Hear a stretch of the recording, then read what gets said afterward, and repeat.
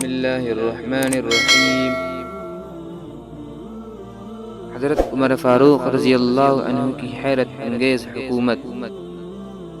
تم نے پڑھا ہی نہیں، کبھی حضرت عمر فاروق کو پڑھ کے تو دیکھو۔ حضرت عمر فاروق رضی اللہ عنہ کی 7 پشتوں میں کوئی بادشاہ نہیں گزرا تھا۔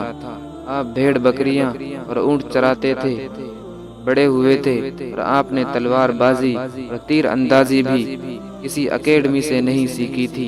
سکندر اعظم نے ارگائنٹز آرمی کے ساتھ 10 برسوں میں 17 لاکھ مربع میل کا علاقہ فتح کیا تھا، جبکہ حضرت عمر فاروق رضی اللہ عنہ نے 10 برسوں میں آرگنائزڈ آرمی کے بغیر 22 لاکھ مربع میل کا علاقہ فتح کیا، اور اس میں روم اور ایران کی 2 سپر پاور بھی شامل تھی۔ آج کے سیٹلائٹ میزائل اور آبدوزوں کے دور میں بھی دنیا کے کسی حکمراں کے پاس اتنی بڑی سلطنت نہیں۔ حضرت عمر فاروق رضی اللہ عنہ نے نہ صرف گھوڑوں کی پیٹھ پر فتح کرائی تھی، بلکہ اس کا انتظام و انصرام بھی چلایا تھا۔ الیگزینڈر نے فتوحات کے دوران اپنے بے شمار جرنیل قتل کرائے، بے شمار جرنیلوں اور جوانوں نے اس کا ساتھ چھوڑا، اس کے خلاف بغاوتیں بھی ہوئی، اور ہندوستان میں اس کی فوج نے آگے بڑھنے سے انکار بھی کر دیا، لیکن حضرت عمر فاروق رضی اللہ عنہ کے کسی ساتھی کو ان کے حکم سے سرتابی کی جرأت نہ ہوئی۔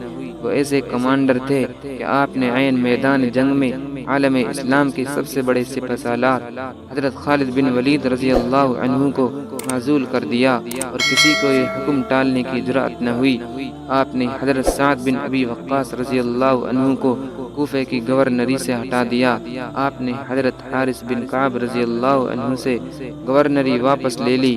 آپ نے حضرت عمرو بن عاص رضی اللہ عنہ کا مال ضبط کر لیا، اور آپ نے حمص کے گورنر کو واپس بلا کر اونٹ چرانے پر لگا دیا، لیکن کسی کو حکم عدولی کی جرأت نہ ہوئی۔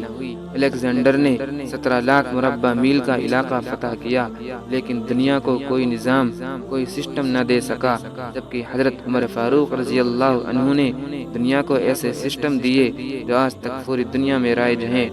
سن ہجری کا اجرا کیا، جیل کا تصور دیا، مؤذنوں کی تنخواہیں مقرر کی، مسجدوں میں روشنی کا بندوبست کرایا، پولیس کا محکمہ بنایا، ایک مکمل عدالتی نظام کی بنیاد رکھی، آب پاشی کا نظام قائم کرایا، فوجی چھاونیاں بنوائی، اور فوج کا باقاعدہ محکمہ قائم کیا۔ آپ نے دنیا میں پہلی بار دودھ پیتے بچوں، معذوروں، بیواؤں اور بے آسراؤں کے وظائف مقرر کیے۔ آپ نے دنیا میں پہلی بار حکمرانوں، سرکاری عہدیداروں اور والیوں کے اثاثے ڈکلیئر کرنے کا تصور دیا۔ آپ نے ہی انصاف کرنے والے ججوں کو سزا دینے کا سلسلہ بھی شروع کیا۔ آپ نے دنیا میں پہلی بار حکمران کلاس کی اکاؤنٹبلٹی شروع کی۔ آپ راتوں کو تجارتی قافلوں کی چوکیداری کرتے تھے۔ آپ فرمایا کرتے تھے، جو حکمران عدل کرتے ہیں وہ راتوں کو بے خوف سوتے ہیں۔ آپ کا فرمان تھا، قوم کا سردار قوم کا سچا خادم ہوتا ہے۔ آپ کی مہر پر لکھا تھا، عمر نصیحت کے لیے موت ہی کافی ہے۔ آپ کے دسترخوان پر کبھی 2 سالن نہیں رکھے گئے۔ آپ زمین پر سر کے نیچے اینٹ رکھ کر سو جاتے تھے۔ آپ سفر کے دوران جہاں نیند آ جاتی تھی، آپ کسی درخت پر چادر تان کر سایہ کرتے تھے اور سو جاتے تھے، اور رات کو ننگی زمین پر دراز ہو جاتے تھے۔ آپ کے کرتے پر 14 پیوند تھے، اور ان پیوندوں میں ایک سرخ چمڑے کا پیوند بھی تھا۔ آپ موٹا کھردار کپڑا پہنتے تھے۔ آپ کو نرم اور باریک کپڑے سے نفرت تھی۔ آپ کسی کو جب سرکاری عہدے پر فائز کرتے تھے تو اس کے اثاثوں کا تخمینہ لگوا کر اپنے پاس رکھ لیتے تھے، اور اگر سرکاری عہدے کے دوران اس کے اثاثوں میں اضافہ ہو جاتا تو آپ اس کی اکاؤنٹبلٹی کرتے تھے۔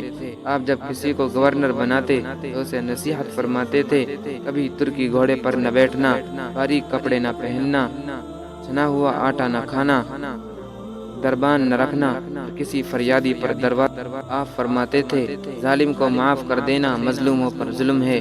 آپ کا یہ فقرہ آج انسانی حقوق کے چارٹر کی حیثیت رکھتا ہے۔ مائیں بچوں کو آزاد پیدا کرتی ہیں، تم نے انہیں کب سے غلام بنا لیا؟ فرمایا میں اکثر سوچتا ہوں اور حیران ہوتا ہوں عمر بدل کیسے گیا۔